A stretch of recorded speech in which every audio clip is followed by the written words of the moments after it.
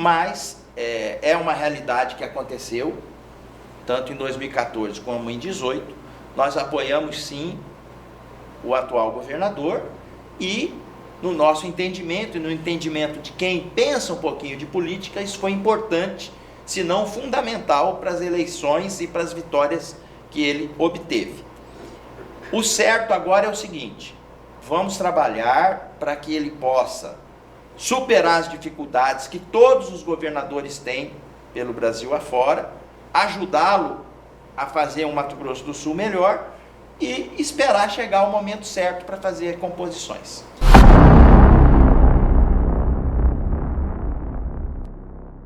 Quando o senhor pegou a Ferrari, um tanque cheio, com a chave na ignição, mesmo assim fez um bom trabalho, até porque nenhum prefeito na história de Campo Grande inaugurou tantas obras durante 2 mandatos. Chegou a ser mais que uma média de uma obra por dia sendo inaugurada.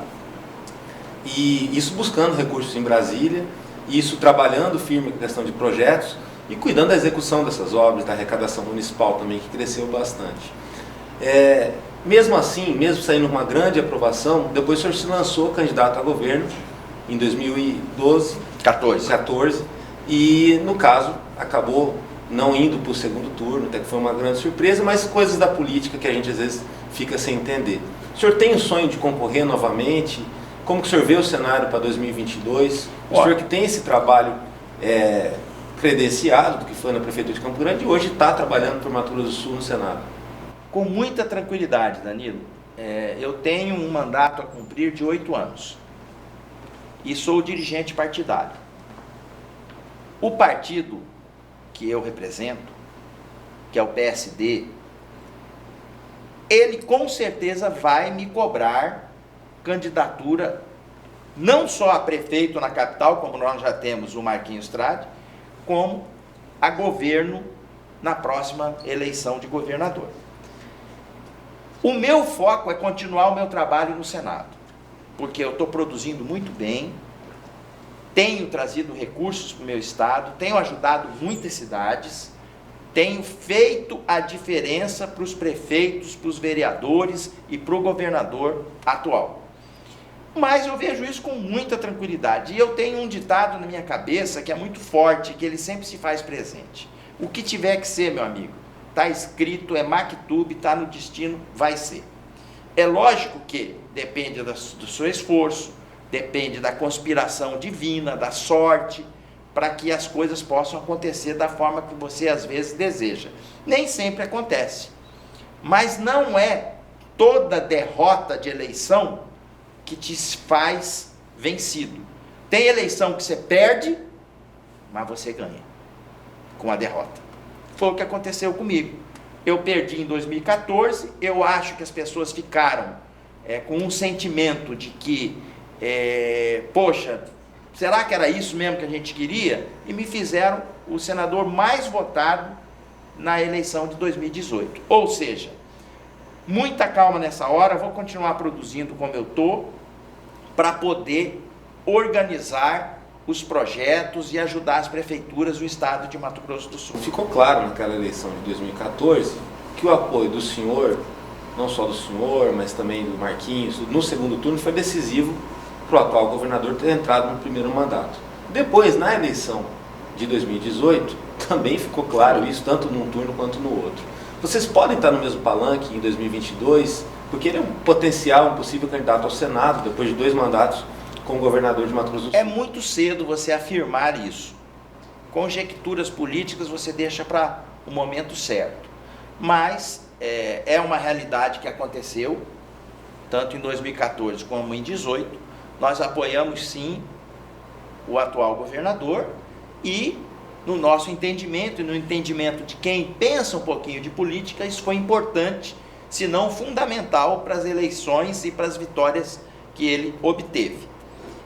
O certo agora é o seguinte: vamos trabalhar para que ele possa superar as dificuldades que todos os governadores têm pelo Brasil afora, ajudá-lo a fazer um Mato Grosso do Sul melhor e esperar chegar o momento certo para fazer composições. O PSD tem uma meta de prefeitos para essas eleições agora de 2020 ou de número de vereadores? É um partido que tem crescido muito. Toda eleição que tem como característica, e essa vai ser a primeira, a não permissão da coligação de vereadores na proporcional, ou seja, a chapa de vereador tem que ser pura. Ele vai ter que ter bandeira do seu partido puxando a chapa de vereador. Porque senão corre o risco dessa chapa não ter referência e não conseguir eleger ninguém. Porque não pode mais coligar. Então, na grande maioria das cidades populosas do estado, nós vamos lançar candidato. Porque é uma imposição da nova regra. Isso não quer dizer que eu estou virando as costas para o aliado que me ajudou lá atrás. Ah, eu ajudei o Nelsinho, ele ganhou, agora ele, em vez de me apoiar, virou as costas para mim. É uma questão de sobrevivência do partido. Até para ele poder servir como aliado numa eventual composição na frente. Agora, a gente está num momento da política que tudo é muito polarizado. Está passando esse momento, né? A coisa está arrefecendo um pouco mais. E o senhor sempre foi um conciliador.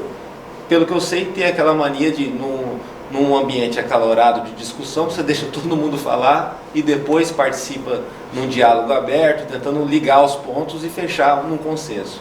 Como que é trabalhar com política, ou como foi trabalhar com política, nesse momento onde o Brasil ficou muito dividido? Não é fácil. A exceção hoje é ser da forma como eu sou. É você encontrar uma pessoa que quer moderar, que quer equilibrar, que quer unir os dois polos. Essa é a exceção. Porque o que a gente observa hoje no Brasil é uma polarização da esquerda que saiu com a direita que entrou.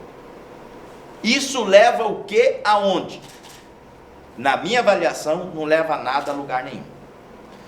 Acabou a eleição, meu amigo? Chega.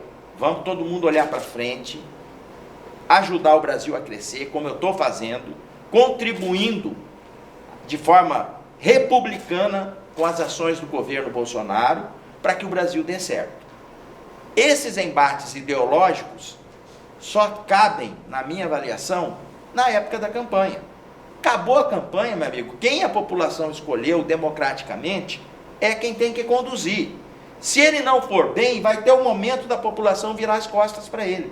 Se ele for bem, pode ser que ele volte. Então isso é o sistema democrático. Então eu vou continuar sendo o que eu sou, mesmo sabendo que num momento como esse, partindo para um lado ou para outro, você tem uma certa notoriedade. A exceção hoje é exatamente o conciliador e o equilibrado. Agora, falando em viés ideológico, o senhor acabou tomando uma certa pressão por conta da história da PEC da segunda instância, assina, não assina e tal. E o senhor seguiu a mesma linha da questão do moderado, de analisar as coisas. A internet não é muito afã de quem segue essa linha. Como que foi lidar com essa situação? Não é fácil lidar com rede social e com internet, até porque hoje você não sabe se aquilo ali é uma pessoa ou se é um robô. E muitas vezes, até nas agressões que eu sofro, robô que não sabe nem escrever português, bota meu nome com C cedilha, e Nelsinho com C cedilha, mas você tem que saber assimilar isso aí, porque a rede social, ela bota um escudo na frente da pessoa, e que muitas vezes protege ele de se fazer alguma agressão contra ti. E eu soube, através dos estudos que eu comecei a aprofundar sobre essa questão, que quando o cara quer ser seu amigo na rede social, ele não fala, quero ser seu amigo, ele vem te xingando. Você é um canalha, você é um safado, você é um não sei o quê. Aí você fala, bicho, calma, não é bem assim, a minha posição é, gostei do que você falou, quero ser seu amigo. Então, é uma relação diferente da relação que a gente tem hoje no cotidiano pessoal das pessoas. Agora, é uma realidade hoje. Dentro do Senado mesmo, você tem a bancada selfie. Não é o meu caso, são os caras que andam lá com um negócio desse só. Agora nós estamos aqui, que não sei o quê, que papapá. Eu acho que isso é uma informação que tem que chegar nas pessoas, mas não com essa febre que muitos acabam colocando como prioridade. Nada para mim substitui o olhar franco e o abraço fraterno quando você dá num amigo e num correligionário. Dá mais desgaste? Dá. Você tem que correr mais no estado? Tem. Mas é algo que é muito mais gratificante, que fica dentro de você e você deixa um pedaço de você dentro do outro. O senhor foi administrador público, tem experiência, já teve experiência lá atrás como vereador, está no Senado, quer dizer, conhece bem de política e filho também de um grande político.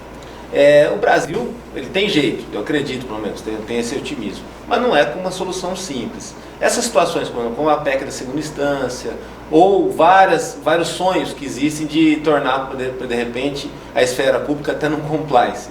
Como que o senhor vê essa ânsia por transformações e o andamento dessas transformações no andamento do nosso cotidiano? Eu vejo com muita naturalidade e entendo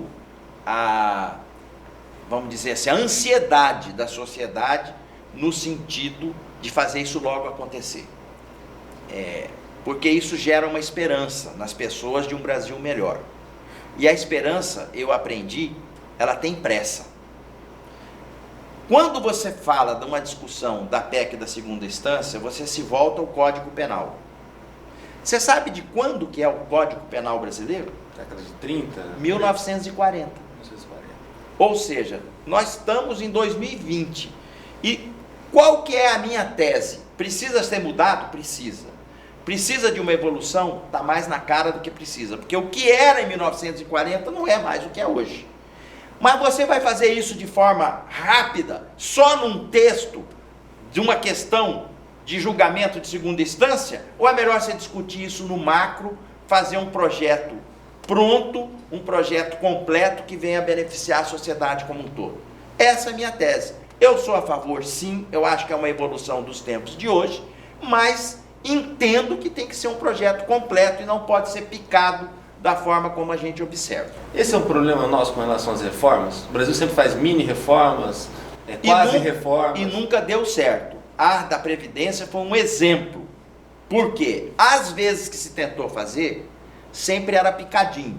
Deu no que deu, teve que fazer uma geral. Nós focamos isso no ano passado, o Congresso fez a sua parte, fez a reforma, agora vem a tributária, que, na minha avaliação, é mais difícil de passar pelos interesses de grupos empresariais fortes, de bancos, da própria questão dos estados e do município, é um conflito de interesse. A questão da reforma tributária, Danilo, todo mundo é a favor, desde que não perca nada. Aí, mas como é que você vai fazer? Você vai ter que fazer do omelete, você tem que quebrar o ovo, não dá para você fazer um omelete com ovo lá, sem você quebrar.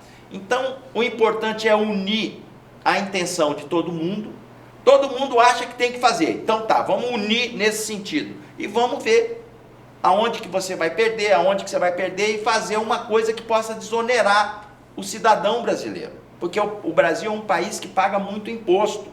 Qualquer pessoa que está nos assistindo, que quer abrir um negócio, ela começa, depois ela quebra no final. São poucos os que conseguem ir para frente. E por que quebra? Porque tudo que ela trabalha, soa e ganha, ela tem que pagar imposto. Mas aí vem a questão do tamanho do Estado e a tal da reforma administrativa. Ela tem futuro? Tem, porque é uma realidade que precisa ser encarada. Aquele que é funcionário hoje e tem seu direito adquirido, não pode mexer. É direito adquirido, está na cláusula pétrea da Constituição. Agora, daqui para frente, vamos estabelecer regras que o Estado possa diminuir e fazer mais para a sociedade. Quando eu fui prefeito a primeira vez, eu tinha 21 secretarias. Eu me reelegi, reduzi para 10. Funcionou muito melhor no segundo mandato. Entreguei a prefeitura com 236 milhões em caixa, assinado por mim e pelo prefeito que ganhou a eleição naquela época. Então, para você ver, é tudo uma questão de gestão e de equação, para diminuir o tamanho da máquina pública e você investir mais na sociedade.